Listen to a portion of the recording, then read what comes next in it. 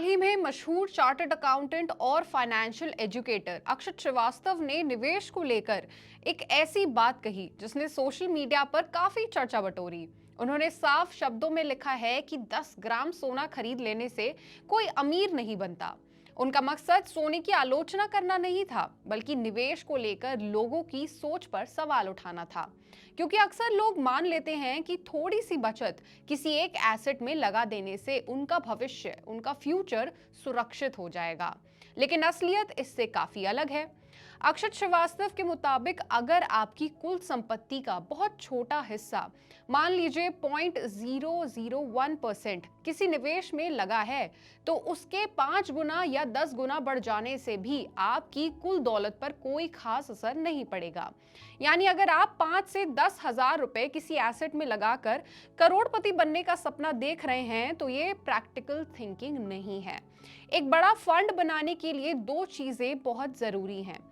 पहला, निवेश की राशि मीनिंगफुल हो, और दूसरा, निवेश लंबी अवधि के लिए हो। हम अक्सर पूछते हैं कि कहाँ निवेश करें, लेकिन असली सवाल ये नहीं है कि कहाँ निवेश करना है, बल्कि असली सवाल ये है कि कितना निवेश करें। अक्षत के अनुसार अगर आप अपनी नेटवर्थ का बड़ा हिस्सा, जैसे 20%, 30% या उससे ज्यादा किसी मजबूत एसेट क्लास में सोच समझकर और एक रणनीति, एक फुल प्लान के साथ लगाते हैं, तभी उसका असर आपके कुल धन पर दिखेगा। यानी निवेश सिर्फ ट्राई करने वाली चीज नहीं है, ये एक साफ प्लान के साथ किया जाने वाला फैसला है। भारत में सोना पारंपरिक रूप से काफी सेफ निवेश माना जाता रहा है, लेकिन सिर्फ 10 ग्राम या थोड़ी मात्रा में गोल्ड खरीद लेना आपको आर्थिक रूप से मजबूत नहीं बनाता। सोना पोर्टफोलियो का एक हिस्सा जरूर हो सकता है, लेकिन पूरा निवेश नहीं। एक बैलेंस्ड पोर्टफोलियो में गोल्ड, इक्विटी, डेट और अंतर्राष्ट्रीय निवेश सभी का कुछ ना कुछ हिस्सा होता है, और यही असली डाइवर्सिफिकेशन है।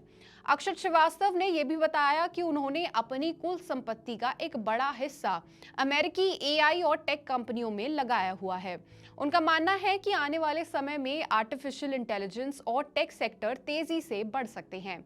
लेकिन यहाँ ध्यान देने वाली बात यह है कि उन्होंने ये निवेश किसी ट्रेंड को देखकर नहीं, बल्कि डेटा और रिसर्च के आधार पर किया है। यानी आप भी पहले सेक्टर को समझिए, कंपनी की ग्रोथ स्टोरी देखिए और लंबी अवधि का नजरिया रखिए। अगर आपके पास लमसम बड़ी रकम नहीं है, तो इसका मतलब ये नहीं कि आप बड़ा फंड नहीं बना सकते।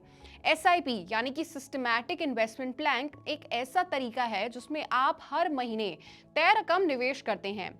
मान लीजिए आप हर महीने 10,000 रुपए इक्विटी म्यूचुअल फंड में 20 से 25 साल तक लगाते हैं।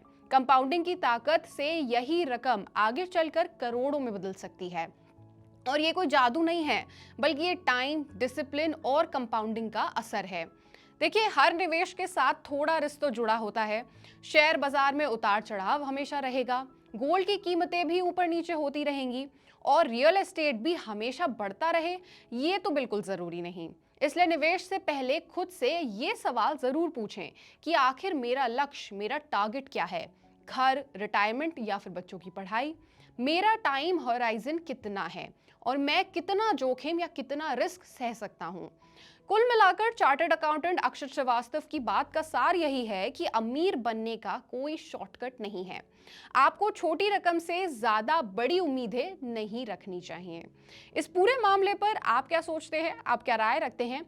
हमें कमेंट करके जरूर बताएं, और ऐसी ही और खबरों और अपडेट्स के लिए जुड़े रहिए हमारे साथ और देखते रहिए मनी 9।